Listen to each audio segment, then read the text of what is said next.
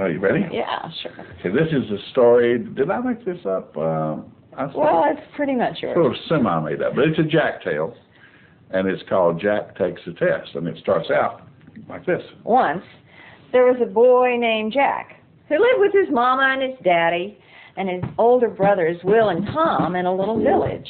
Now, Jack was 18 years old in this story, and he was getting interested in girls. He was ready to start courting. Only trouble was, every time Jack got near a girl, he'd get all bashful. And to make it worse, his older brothers, Will and Tom, they was courting fool.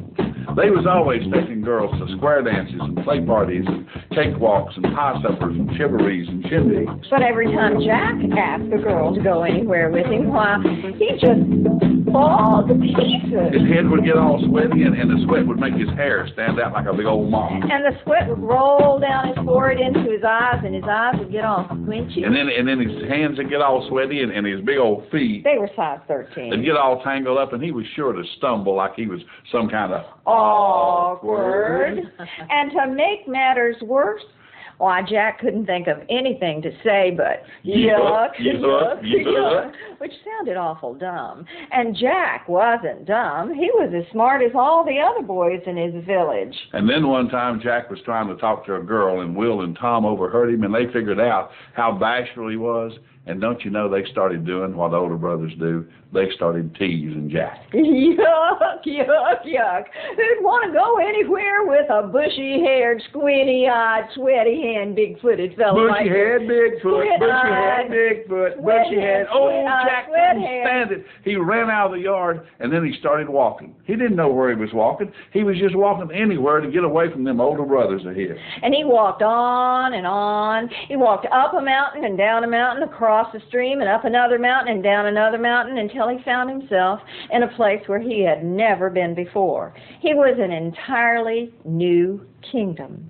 A kingdom and that he didn't know, and he was tired and he was hungry. And worst of all, he was lost. He couldn't tell where the way home was at. Well, he saw a crumbly down old castle. It was crumbly down, but it was a castle.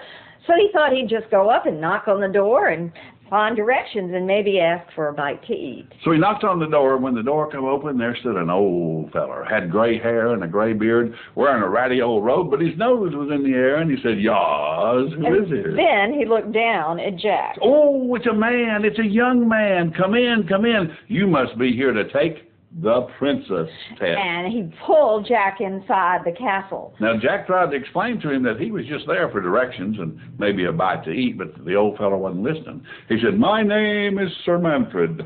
I am the guardian of the Princess Amelia. I will tell her you are here." At the word princess, Jack began to fall to pieces. His hair got all bushy, and his eyes got squinchy, his hands got sweaty, and his feet, well, he was afraid to move, afraid he'd fall over them. And Sir Manfred saw how nervous he was, and he says, "Now, don't be nervous about the test. There's no penalty attached. This is not one of those, we will cut off your head if you fail a test. Just do your best. Now, I will send in some food while the princess gets ready." Well, Jack sat down at the table. When he heard the word food, he did begin to relax. And he ate, and he ate, and he waited a long time for that man to come back. "Introducing the Princess Amelia." Well, Jack stood up and got ready to fall to pieces, but then he saw the Princess Amelia. Wow, she didn't look like any princess he'd ever seen before. Now, Jack was too kind a boy to call any girl fat, but he had to admit this girl was stout. And he looked at her hair, and it was sort of an orangish green or a greenish orange color. And then he looked at her teeth when she smiled at him, and he had what they call buck teeth, except these were $10 teeth. And then he looked at her eyes, and they were behind big, thick glasses, and they were all squinchy. And then he looked down at her feet. Why, they were 2 sizes larger than his. They were size 15. And she clumped over to Jack with those big old feet, and she said, "Yuck, yuck, yuck. So you've come to take the princess test." And Jack stuttered, "Princess test." And then she whacked him with her fan and said, "Yuck, yuck, yuck. Don't worry, you're going to do just fine. Well, 118 men have taken this test. They've all failed it, and I don't understand, but I have a feeling that you're going to do just fine." And she whacked him with her fan again. Now, Jack wished she'd stop beating on him with that fan, but he also began to understand why those 118 fellers hadn't passed that test. And he didn't think he wanted to pass this test either. He didn't know if he wanted to take this girl home to his brothers. But, he knew what it felt like not to be perfect. He wasn't perfect, and neither was she. And then Sir Manfred said, "Are you quite ready to take the test?" I guess so. Very well. Question number 1. Listen carefully. What is your favorite color? His favorite color? What kind of question was that? His favorite color? They must be thinking about redecorating the castle. So Jack said, "Orange." Absolutely correct. Ooh. Question number 2. What answer did the great wizard Woondock give when asked the question, "What is the meaning of life?" The meaning of life?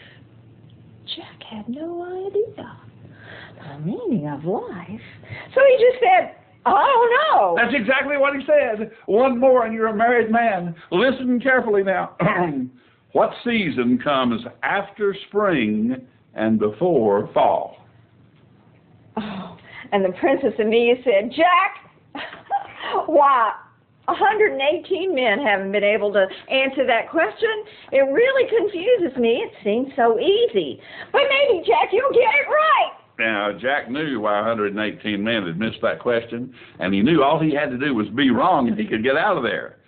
And so he was all ready to say winter and be wrong, but when he got ready to say winter, it wouldn't come out. He started thinking about the Princess Amelia again.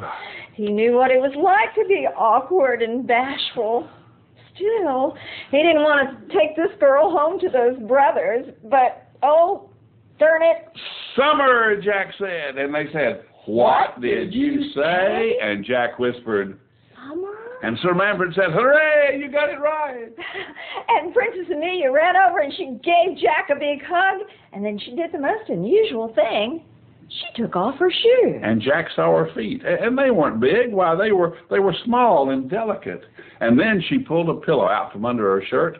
She wasn't stout at all. And she took off those thick glasses, and she didn't have squinty eyes either. And then she took off that orange-green hair and pulled out those buck teeth, and there stood the loveliest girl you've ever seen. And Sir Manfred explained it all to Jack. "You see, Jack, when the princess's father, the king, died 2 years ago, we were afraid some rapscallion of a fellow would come and carry her away just for her wealth and beauty, and we wanted her to find a husband with a good heart." And the princess said, "Jack, you passed the test, and so now we can be married. And we don't have to live in this old crumbly down castle. Why, we have a brand new castle in the mountains or one at the beach. You're not angry with me, are you, Jack, for trying to fool you?" And Jack smiled and said, "No, I'm not angry with you. But the first thing I want you to do is to come home with me, because I want to introduce you to my 2 brothers." And so this Jack tale ends the way all stories end when a boy meets a true princess. They lived happily ever after.